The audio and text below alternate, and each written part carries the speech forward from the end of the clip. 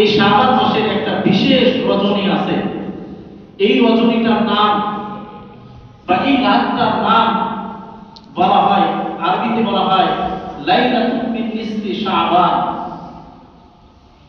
আবার বলা হয় লাইলাতুল বরাত, আবার আমরা বাংলায় বলে থাকি শবে বরাত। যে এমন একটা রাত আছে যে রাতের নাম হলো বরাতের রাত, সেটা এই মাসের 14তম দিন শেষ হওয়ার পরে 15তম রাতে শুরু হয়। এই রাতের অনেক অনেক ফজিলত আছে।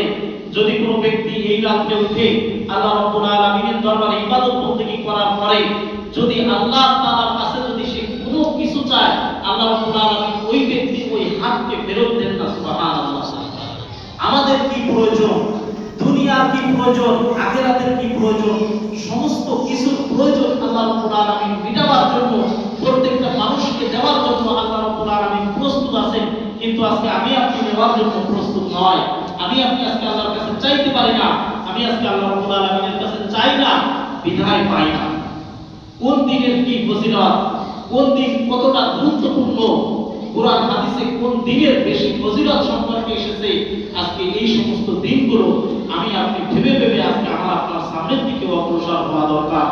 আল্লাহ রাসূল সাল্লাল্লাহু আলাইহি ওয়াসাল্লাম এই শাবান মাস আসলে এই শাবান মাসের মধ্যে সবথেকে যে আমলটা বেশি করতেন সেটা হচ্ছে এই মাসের মধ্যে আল্লাহ রাসূল সাল্লাল্লাহু আলাইহি ওয়াসাল্লাম রোজা রাখতেন। মা আয়েশা রাদিয়াল্লাহু তাআলা আনহা তিনি বলেন যে আল্লাহ রাসূল সাল্লাল্লাহু আলাইহি ওয়াসাল্লামকে আমি রোজা রাখতে দেখেছি। কানা রাসূলুল্লাহ সাল্লাল্লাহু আলাইহি ওয়াসাল্লাম ইয়াসুমু শাহরাইনি মুতাতাবিআইনি ইল্লা শাবানা ওয়া রমজানা। হাদিসের মধ্যে এইভাবে উল্লেখ আছে যে আল্লাহ রাসূল সাল্লাল্লাহু আলাইহি ওয়াসাল্লাম লাগাতার 2 মাস রোজা রেখেছেন, তবে শাবান মাসে ইল্লা কলিলা, যে সামান্য কিছু দিন আল্লাহ রাসূল সাল্লাল্লাহু আলাইহি ওয়াসাল্লাম রোজা রাখেন নাই। তাছাড়া পরিপূর্ণভাবে শাবান মাসে আল্লাহ রাসূল এরকম ভাবে 27টা দিন পর্যন্ত রোজা রেখেছেন। আর মানুষকে বলে দিয়ে গেছেন, সাহাবাদেরকে বলে দিয়ে গেছেন যে তোমরা সামনে মাস থেকে তোমরা রোজা পালন করবা, তো তোমরা এই মাস থেকেই তোমরা প্র্যাকটিস শুরু করে দাও। আজকে আমরা শাবান মাস আসলে বিশেষ করে ফরজ রোজাই আমরা অনেকে রাখি না, আর নফল রোজা তো ভিন্ন কথা। দেখেন, যদি আজকে আমরা এই শাবান মাস থেকে 1টা পারি, 2টা পারি, 3টা পারি, এরকম ভাবে যদি একটু রোজা রাখার যদি একটু প্র্যাকটিস করি বা নফল রোজা হিসেবে রাখি, আল্লাহ পাক আমাদেরকে অনেক অনেক ফজিলত এবং অনেক অনেক সওয়াব আমাদেরকে দান করবেন। সুবহানাল্লাহ। আল্লাহ রাসূল সাল্লাল্লাহু আলাইহি ওয়াসাল্লাম এই মাসের মধ্যে অধিক পরিমাণের কোরআন তেলাওয়াত করতেন। এই মাসের মধ্যে আল্লাহ রাসূল সাল্লাল্লাহু আলাইহি ওয়াসাল্লাম বেশি পরিমাণে ভালো কাজ করার জন্য মানুষকে আদেশ দিতেন যে সামনে এমন একটা মহান মাস আসতেছে, যেই মাসের আগে তোমরা প্রস্তুতি গ্রহণ করে নাও, প্রস্তুতি গ্রহণ করে নাও।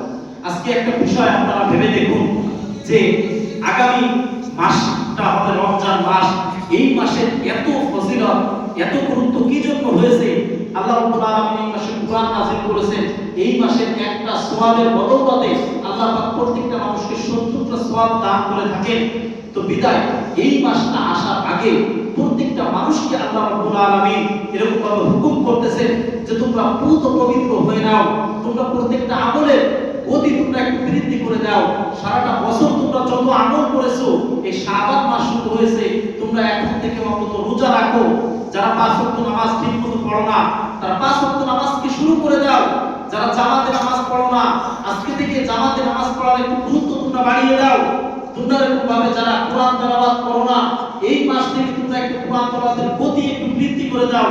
তোমরা যারা জিকির করো, প্রত্যেকটা মাসে হালকা জিকির করতে পারো, তবে তোমরা এই শাবান মাসে একটু জিকিরের পরিধি একটু বৃদ্ধি করে দাও। আল্লাহ রাসূল এইভাবেই আমাদেরকে আদেশ করতেছেন। এভাবেই আমরা যদি আজকে আমল করতে পারি, তাহলে রমজান মাস আমার আপনার জন্য সফল হয়ে যাবে ইনশাআল্লাহ। দেখেন, রমজান মাস সম্পর্কে আল্লাহ রাসূল সাল্লাল্লাহু আলাইহি ওয়াসাল্লামের হাদিসের মধ্যে ঘোষণা আসছে। এই হাদিসটা বড় একটা হাদিস, ইনশাআল্লাহ পরে আরেকদিন শোনাবো। আল্লাহ রাসূল সাল্লাল্লাহু আলাইহি ওয়াসাল্লাম সংক্ষেপে বলি যে আমিন করেছেন, জিবরাইল আলাইহিস সালাম দোয়া করেছেন, আর আল্লাহ রাসূল সাল্লাল্লাহু আলাইহি ওয়াসাল্লাম আমিন করেছেন। 3বার আমিন করেছেন, তিনটা দোয়ার জন্য। একটা দোয়া ছিল এরকম ক্ষেত্রে যদি কোনো ব্যক্তি এই রমজান মাস পেল এবং তার জীবনের গুনাহ মাফ করায় নিয়ে যেতে পারলো না, ওই ব্যক্তি যেন ধ্বংস হয়ে যায়, নাউজুবিল্লাহ। ওই ব্যক্তি যেন ধ্বংস হয়ে যায়, নাউজুবিল্লাহ। তা আমি আপনি কি ধ্বংস চাই বলেন? চাই না। কোনো মানুষ চায় না যে ওই ব্যক্তির কোনো ক্ষতি হোক।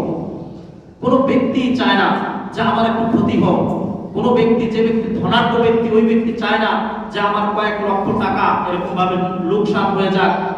যে ব্যক্তি সুস্থ মানুষ, ওই ব্যক্তি চায় না যে আমার কোনো একটা অঙ্গহানি হয়ে যাক। যে ব্যক্তি দুনিয়ায় ভালোভাবে বেঁচে আছে, একটু অসুস্থ হয়ে পড়লো, ওই ব্যক্তি চায় না যে আমি দুনিয়া থেকে চলে যাই, আমি অসুস্থ হয়ে যাই, এটা চায় না।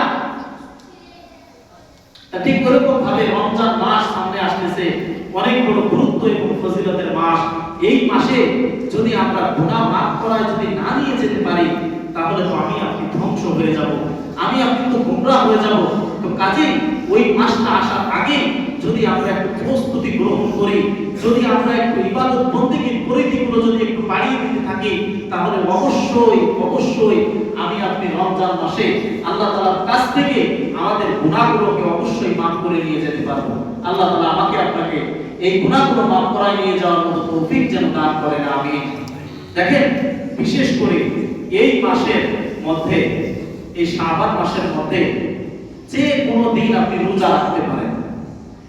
বিশেষ কোনো দিন যে আমার রোজা রাখতে হবে এরকম কোনো কথা নাই। তবে হ্যাঁ, লাইলাতুল বরাতের দিনে অনেকেই রাখেন যে ওই দিনে আমি রোজাটা রাখবো। তবে রোজা রাখার জন্য যে একেবারে নির্দেশ আসছে, ফরজ ওয়াজিব এরকম কিছু নয়। নফল রোজা যদি আমি আপনি যদি রাখি তাহলে অনেক সওয়াব আছে, যদি না রাখি তাহলে কোনো সওয়াব নেই। তো এই জন্য প্রত্যেকটা আমলের ক্ষেত্রে এই মাসে আমরা কি করব, কোনো আমলের নির্দিষ্ট কোনো নফল ইবাদতের কোনো নির্দিষ্ট পরিধি নেই। যত পারি আমরা সুন্নাত ইবাদত বন্দেগী করতে পারি, যত পারি আমরা রোজা রাখতে পারি। হ্যাঁ, তবে আল্লাহ রাসূল সাল্লাল্লাহু আলাইহি ওয়াসাল্লাম এই মাসে 2 দিন রোজা রাখার ব্যাপারে নিষেধ করেছে।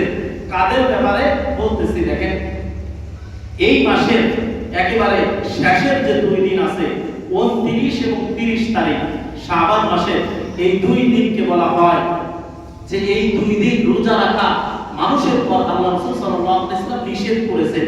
এই নিষেধটা এমন নিষেধ, যদি কোনো ব্যক্তি রোজা রাখে তাহলে ওই রোজাটা রোজা মাকরুহে তাহরিমি হয়ে যাবে। কেন না? কারণ সামনে রমজান আসতেছে, চাঁদ দেখতে হবে। কারণ রমজানের সঙ্গে নফল রোজাকে মিক্স করা যাবে না। আল্লাহ রাসূল সাল্লাল্লাহু আলাইহি ওয়াসাল্লাম এটাই বোঝাতে চাচ্ছেন যে 29 তারিখে কোনো ব্যক্তি রোজা রাখতে পারবে না শাবান মাসে, 30 তারিখে রোজা রাখতে পারবে না। তবে হ্যাঁ, ওই ব্যক্তি রোজা রাখতে পারবে যদি ওই ব্যক্তি সারা বছর রোজা রাখে। সারা বছর রোজা রাখে, প্রত্যেকটা মাস যে ব্যক্তি রোজা রাখে ওই ব্যক্তির জন্য ওই 2 দিনও রোজা রাখা যাবে।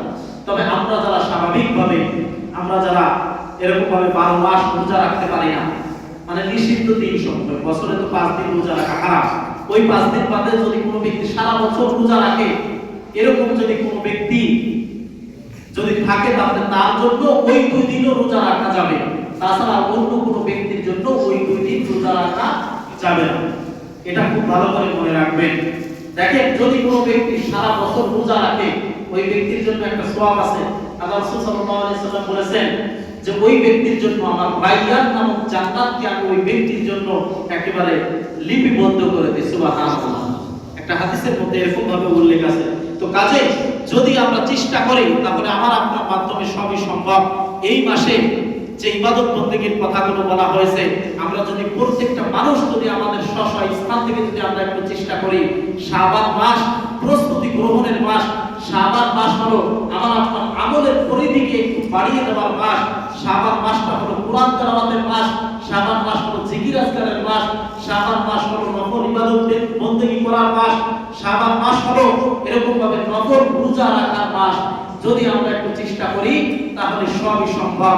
আল্লাহ রাব্বুল আলামিন এই যা কিছু বয়ান করলাম শাবান মাসের গুরুত্ব এবং ফজিলত সম্পর্কে, সর্বপ্রথম আমাকে সহ আপনারা যারা দূর দূরান্ত থেকে এসেছেন সবাইকে পুরো আমল করার তৌফিক দান করুন, আমিন। ওয়া আখিরু দাওয়ানা আলহামদুলিল্লাহি রাব্বিল আলামিন।